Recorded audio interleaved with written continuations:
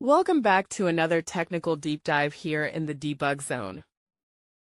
Today we're tackling a big question and breaking it down with insights from other users. Hopefully this clears up some misconceptions and helps you get the answer you need. So buckle up, stay a little curious, and let's jump right in.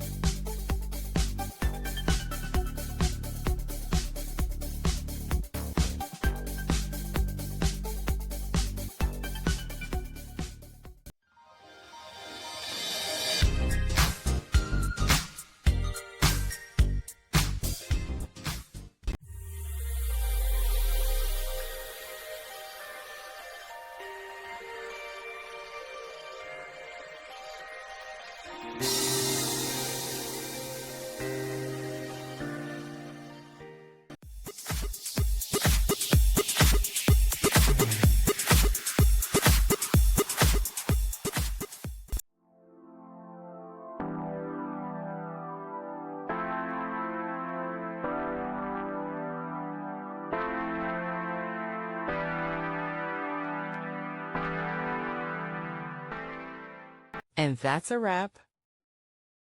I hope you found the answer you were looking for.